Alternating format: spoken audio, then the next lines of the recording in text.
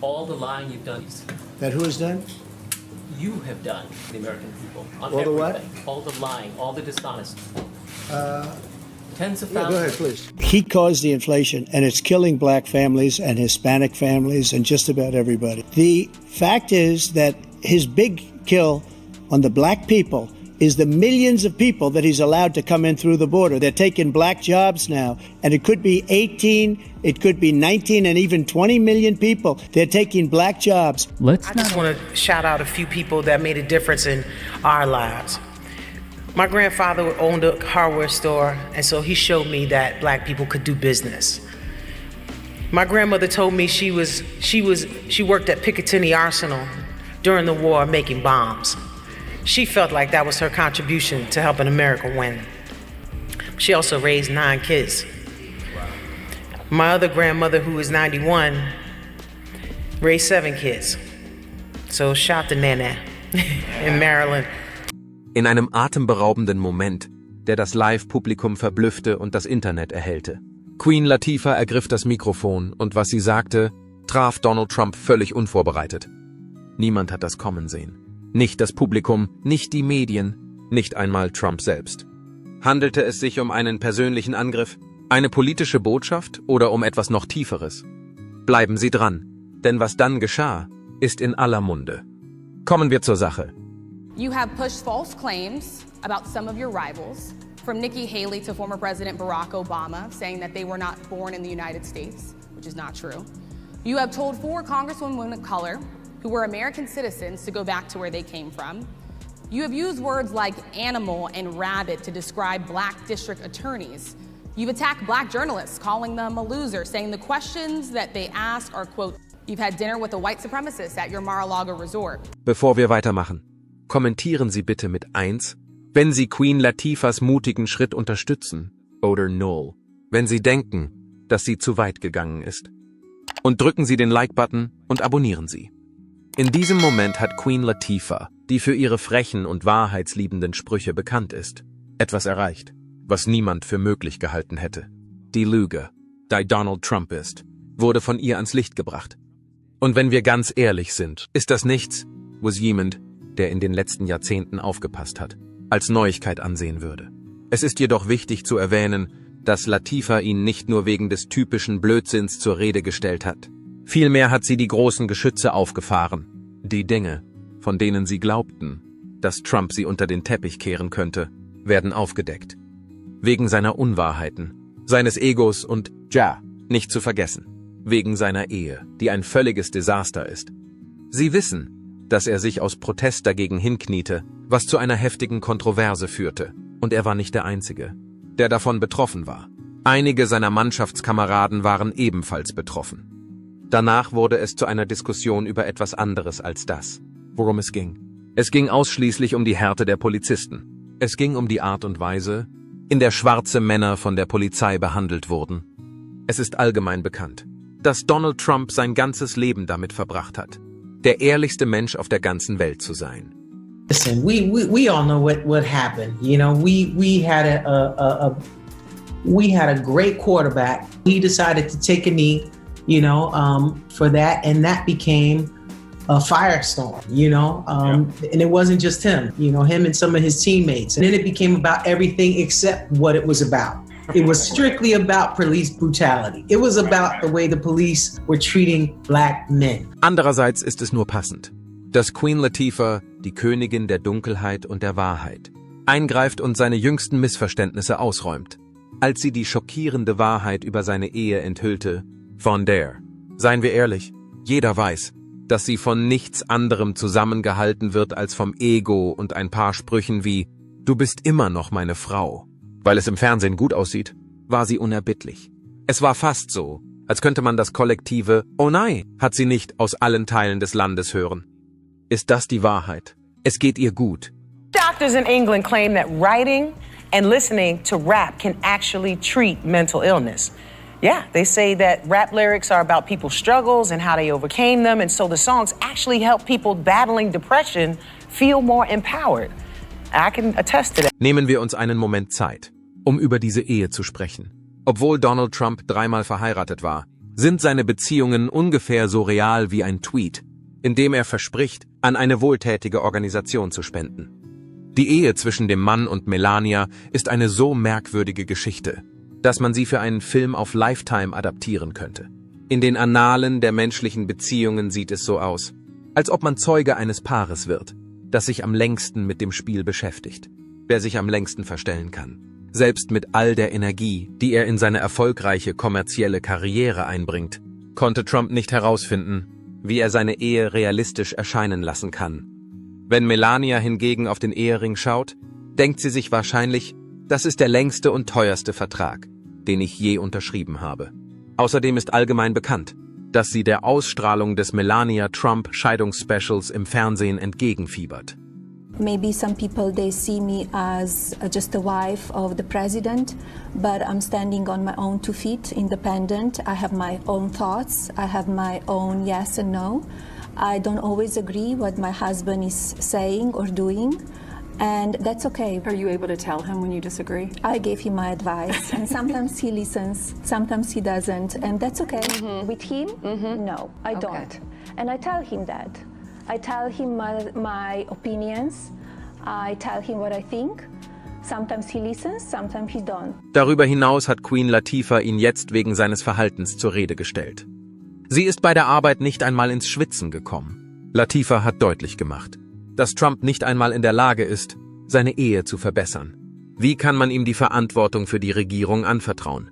Ich meine, wir alle haben miterlebt, wie seine persönlichen Beziehungen so schnell in die Brüche gegangen sind, wie sein Immobilienunternehmen während einer Rezession zusammengebrochen ist. In der Tat scheint es, dass seine Ehen genauso strukturiert sind wie seine Unternehmen. Nach einem guten Start, viel Aufmerksamkeit und einigen fragwürdigen Entscheidungen geht das Unternehmen schließlich in Flammen auf und hinterlässt eine Spur von Fehlurteilen und katastrophalen Investitionen. Und was ist mit dem Job als First Lady? Davon will ich gar nicht erst anfangen. Es besteht die Möglichkeit, dass Melania die am wenigsten interessierte First Lady ist, die wir je hatten. Es hat den Anschein, dass sie lieber woanders wäre als dort, wo sie gerade ist, wenn irgend möglich, an einem Ort, an dem niemand weiß, dass sie überhaupt da ist. Ihr Gesichtsausdruck ist immer derselbe. Warum bin ich hier, wenn sie bei einer öffentlichen Veranstaltung anwesend ist? Es hatte den Anschein, als würde die Frau lieber eine Grundsatzrede vor einem Rudel Wölfe halten, als an einer der Kundgebungen ihres Mannes teilzunehmen. Andererseits ist das Gehalt doch ganz nett, nicht wahr? I absolutely love this idea. I remember going through my things as a teenager, 14, 15, and sitting on the bus, taking the bus to the movies or wherever I was going, and sitting on the back of the bus writing lyrics and working through my own emotions, working through things and really coming into a more positive place just by expressing what I was feeling. So I really hope that this works. Die Unwahrheiten, die Trump verbreitet, sind nicht nur auf seine Ehen beschränkt. Meine Güte, sie verbreiten sich schnell wie ein Lauffeuer. Von den Erfolgen, die er in der Geschäftswelt erzielt hat, bis hin zu seiner Behauptung, er sei ein Selfmade-Millionär. Ein kurzes Update. Wir wissen sehr wohl, dass Donald Trump mit einem silbernen Löffel geboren wurde, der so hell war, dass er einem Kleinkind das Augenlicht rauben könnte. Der Mann wird Millionen von Dollar von seinem Vater erben. Nein, tun wir nicht so, als hätte er sein Unternehmen aus dem Nichts aufgebaut.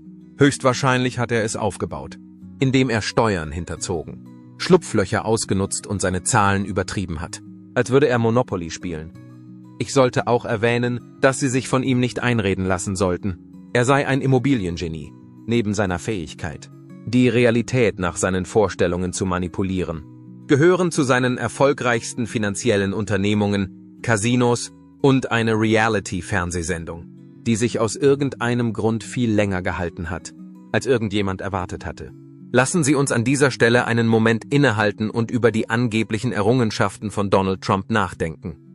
People should be staying in locker rooms, but still, I think it's good. You have to stand proudly for the national anthem. Well, you shouldn't be playing. You shouldn't be there. Maybe you shouldn't be in the country. You have to stand proudly. Donald Trump. Black excellence. Yeah, we made some black excellence. And it wasn't just at the top of Africa. Der Mann hat mehr Zeit damit verbracht, uns davon zu überzeugen, dass er etwas erreicht hat, als dass er wirklich etwas erreicht hat, dass es wert ist, erwähnt zu werden. um es einfach auszudrücken. Die Ironie ist ziemlich groß. Wir sprechen von einem Mann, der sich damit brüstet, wie viel Reichtum er angehäuft hat, obwohl er gleichzeitig seine Casinos an den Rand des Bankrotts gebracht, Unternehmen schlecht verwaltet und auf irgendeine undurchsichtige Weise eine ganze Branche wie die Marke Trump zum Synonym für Misserfolg gemacht hat. Er hat im Laufe seiner Karriere sogar eine Reihe von Konkursen begangen. Andererseits, wenn man seine Schulden nicht zurückzahlt und sich stattdessen darauf verlässt, dass die Regierung einen rettet, ist das nicht wirklich eine Erfolgsgeschichte, oder? Aber da ist auch noch die Lächerlichkeit seiner Zeit im Weißen Haus. Trump hat mehr Zeit damit verbracht, Golf zu spielen, als dass er wirklich als Präsident gedient hat. Obwohl er hier und da ein paar Durchführungsverordnungen unterzeichnete, muss man feststellen, dass es für jeden einzelnen Punkt, den er gut gemacht hat, etwa 5 Dinge gab, die er falsch gemacht hat. Seine Außenpolitik war ein schreckliches Durcheinander. Was ist seine Privatpolitik? Noch schlimmer. Um die Wahrheit zu sagen, hat er sich nie wirklich um seine Mitmenschen gekümmert. Um es einfach auszudrücken, er genoss es, vor der Kamera zu stehen. Er genießt es, im Rampenlicht zu stehen, Aufmerksamkeit zu bekommen und bewundert zu werden. Auch wenn es nur von einer kleinen Gruppe von Menschen kommt, die bereit sind, jeden Mist zu glauben, den er sagt. Außerdem sollten wir den Aufstand hier nicht übersehen. Erinnern Sie sich daran, dass er es war, der mit der Art von Reden, die man einem Felsen als Haustier nicht zutrauen würde, eine Kontroverse ausgelöst hat. It's time for some people to go to jail. Some people are out there to straight kill. Some people are out there to be authority figures. You give them that kind of power and of a weapon and it changes their mentality. Es war nicht nur der Aufruf selbst, der angenehmste Aspekt des Prozesses war, Donald Trump zu Fall zu bringen. Es war eine Rede, die keinerlei Anstrengung erforderte. Es handelte sich nicht um ein langwieriges, politisch aufgeheiztes Interview, bei dem die Atmosphäre von Spannung geprägt war. Das war nicht der Fall, ganz und gar nicht. Es war eine rasche und direkte Aussage. Außerdem war er so erfüllend, dass er wie ein Moment wirkte, der direkt aus einem Netflix-Special entnommen worden war. Sie kennen den Typus. Eine Situation, in der die Hauptfigur plötzlich eine überraschende Enthüllung macht, die alle ungläubig zurücklässt. Dieses Bild von Trump als dem besten Geschäftsmann, dem Meisterverhandler und, nicht zu vergessen, einem Genie in Sachen Ehe, hat er uns jahrelang zu verkaufen versucht. Warum also nicht auch das mit einbeziehen? Doch Latifah ändert den Lauf der Dinge mit einem einzigen geradlinigen und unkomplizierten Satz. Der ganze Mist, dass Trump eine überlebensgroße Figur ist, ein Ausbund an Wissen und Leistung, wird in den Müll geworfen wie eine schlecht geschriebene Reality-Show.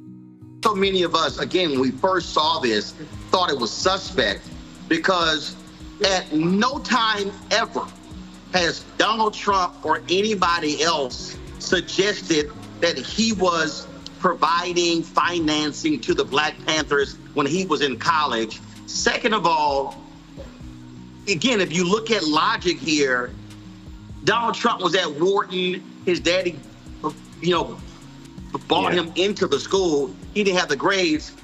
And there's nowhere in hell that Donald Trump will be crossing paths with the Black Panthers, especially in Oakland.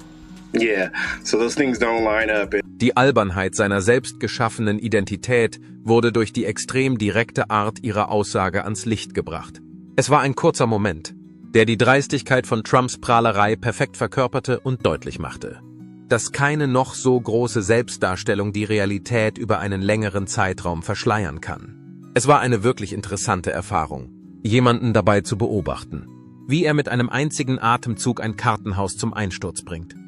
Wenn Sie Trump jemals reden gehört haben, wissen Sie, dass er nicht einmal in der Lage ist, eine anständige Erwiderung zu geben. Das ist etwas, das Sie zur Kenntnis nehmen sollten. Auf der anderen Seite ist das Problem mit Trump, dass er so sehr an Lügen gewöhnt ist, dass es fast so ist, als wäre es für ihn selbstverständlich. Seine Fans, seine Familie, seine Mitarbeiter und sogar er selbst sind die Zielscheibe seiner Täuschung. Und wenn wir ganz ehrlich sind, glaubt er wahrscheinlich 50% der Dinge, die er äußert. Es ist, als ob er in einem ständigen Zustand der Illusion lebt, da er glaubt, dass alles, was er oft genug wiederholt, schließlich Wirklichkeit wird. I love those pink signs. Women for Trump.